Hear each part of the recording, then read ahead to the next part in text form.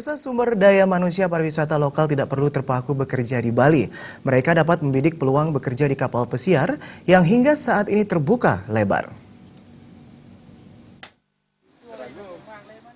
Status siaga Gunung Agung tentu berdampak bagi pariwisata. Wisatawan yang akan berkunjung ke Bali tentu memperhitungkan faktor keamanan, meski pemerintah bersama stakeholder telah berusaha memberi jaminan Bali aman dikunjungi. Hanya beberapa daerah tidak aman dikunjungi karena termasuk kawasan rawan bencana KRB. Praktisi pariwisata Inengayase Adi Susanto meyakini status Gunung Agung menyebabkan penurunan kunjungan. Mengantisipasi dampak turunnya kunjungan pariwisata yang berimbas pada pendapatan tenaga kerja pariwisata, Adi Susanto sebagai praktisi pariwisata dan sebagai penyalur tenaga kerja kapal pesiar memberi motivasi untuk tenaga kerja yang telah berkompeten berangkat ke luar negeri sebagai tenaga kerja di kapal pesiar. Menurut Adi Susanto, saat ini ribuan tenaga kerja sedang dibutuhkan oleh beberapa kapal pesiar yang mencapai ribuan orang.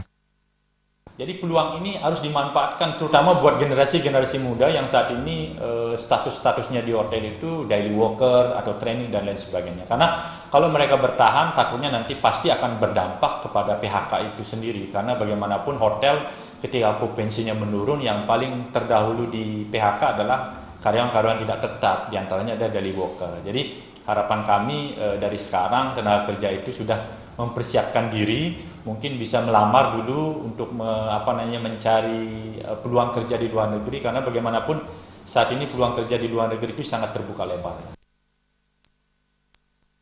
Adi Susanto berharap peluang tersebut harus dimanfaatkan secara optimal, khususnya bagi generasi muda yang berstatus pekerja harian atau daily worker maupun training. Pemerintah juga diharapkan dapat membantu tenaga kerja dalam bentuk stimulan maupun kredit tanpa agunan. Sufiatna, Bali TV.